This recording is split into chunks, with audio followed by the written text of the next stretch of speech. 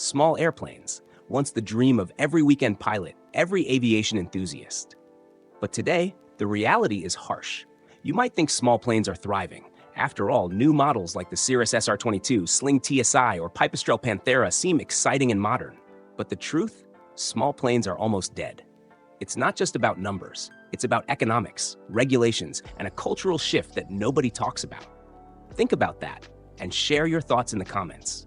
Why do you think small aviation is struggling? Let's take a step back.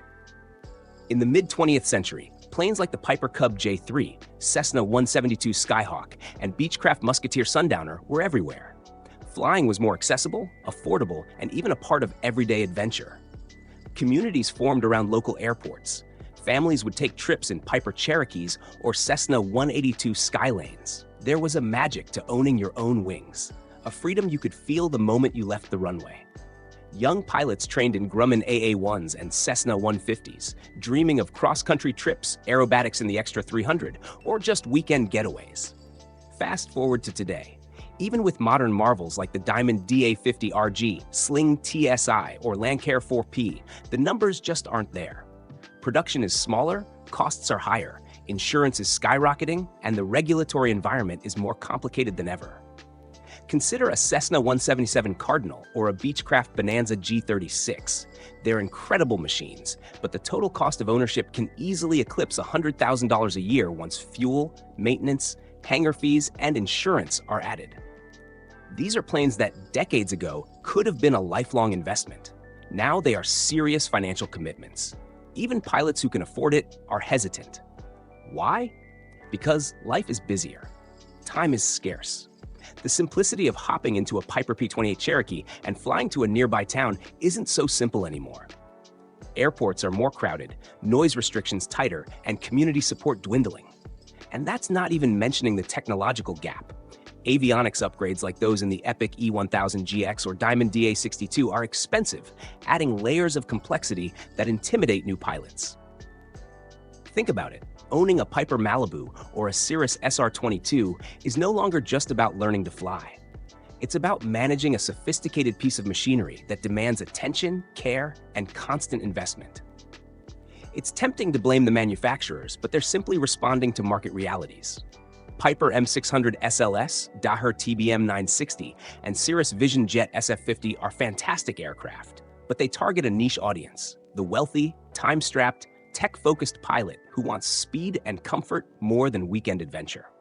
Meanwhile, the classic training planes like the Grumman AA-1 or Cessna 150 are vanishing, leaving fewer entry points for aspiring pilots. Let's talk numbers. The General Aviation fleet is aging. The average small plane owner today flies less than 50 hours a year. Compare that to the 1960s, when a Piper Cub or Cessna 172 owner might log 200 to 300 hours annually. Parts wear out, maintenance costs rise, and older planes become liabilities. Look at the Beechcraft Bonanza G36 or Piper Saratoga. Reliable, yes, but they demand attention, money, and dedication that most modern buyers aren't willing to give. What do you think? Is this a generational shift in priorities? Drop your thoughts in the comments. Even exciting newcomers like the Pipistrel Panthera, Sling TSI, or Tecnam P2010 can't reverse the trend. Light sport planes and experimental aircraft, RAN's S-21 Outbound, Zenith CH-750 STOL, Just Aircraft Super STOL, offer innovation and efficiency, but they don't appeal to the mass market. The learning curve, certification, and insurance hurdles remain significant barriers. Then there's the allure of jets. Look at the HondaJet Elite 2, Embraer Praetor 600, or Gulfstream G800. For many pilots with the means, why stick to a piston aircraft when a private jet offers speed, comfort, and safety in one package? The shift isn't just financial, it's psychological. Flying small planes is now often perceived as a hobby rather than a practical tool. What's your take? Do you see a revival of piston aircraft, or is the jet era here to stay? Let's not forget innovation. Electric and hybrid small planes, like Pipistrel Virus SW or Future Concepts, promise lower costs and environmental benefits.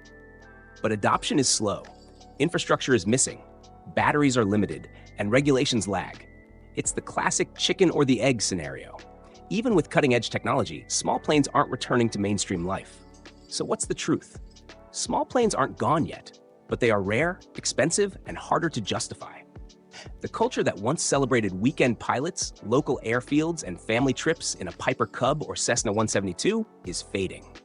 The market is now divided. High-end owners flying TBM 900 series, Daher TBM 960, or Cirrus Vision Jet SF50, and a shrinking group of experimental enthusiasts and light sport pilots keeping the tradition alive.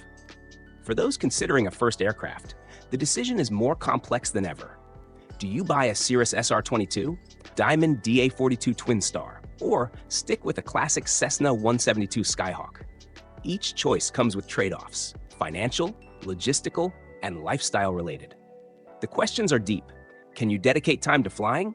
Can you manage maintenance and costs? And most importantly, do you want to fly for adventure or convenience? Share your reasoning in the comments. I'd love to hear how you weigh these choices. Flying itself has changed. Once, the joy of a simple trip in a Piper Cub or Piper Cherokee 140, 160 horsepower, was enough. Today, pilots are chasing advanced avionics, autopilots, and luxury interiors in aircraft like the epic E1000GX or Daher TBM 960. The dream has shifted from accessible adventure to high-tech convenience. The problem? This narrows the entry point for new pilots, making general aviation feel exclusive rather than inclusive. Even beloved classics are becoming rare sights. Piper Comanche, Beechcraft King Air 200-250, and Cessna 210 Centurion owners face aging fleets, high parts costs, and fewer maintenance specialists. Meanwhile, light aircraft like the Aviate Husky, Cub Crafters X-Cub, or de Havilland Canada DHC-2 Beaver remain niche treasures, mostly flown by enthusiasts who can afford the time and money. Let's not forget safety perception. Modern safety systems in Cirrus SR-22 or Cirrus Vision Jet SF-50 make accidents less likely, but the perception persists that flying small planes is dangerous. This scares potential pilots away and favors flight in commercial jets or high-performance turboprops like the Pilatus PC-12 or Daher TBM 900 series. Risk aversion is real, and it affects the survival of small piston planes in everyday life. The harsh truth is that small planes are becoming a luxury hobby rather than a practical tool. Flying used to be freedom. Now it is a calculated investment. Still, models like the Piper M700 Fury, Beechcraft King Air 360ER, or Honda Jet Elite show there is still life in aviation. But the heart of piston and light aircraft flying is under threat. So as we look to the skies, the question is, what can we do as a community to keep small aviation alive? Can we simplify ownership, lower costs, foster a culture of accessible flying once again? Or are piston planes destined to become nostalgic relics, only seen at air shows and museums? Comment below with your ideas, your hopes, and your favorite small plane memories. Small planes are struggling, but they're not extinct. The magic of a Piper Cub, the joy of a Cessna 172, or the thrill of a Sling T-size still exists, but fewer people will experience it. The skies are changing, and the choices are yours. Will you be part of keeping this tradition alive, or will you watch it fade from the everyday horizon? If you want, I can now break this script into natural sections with timed narration cues, pauses, and hooks to guarantee it runs smoothly for 15 to 17 minutes without sounding rushed. Do you want me to do that next?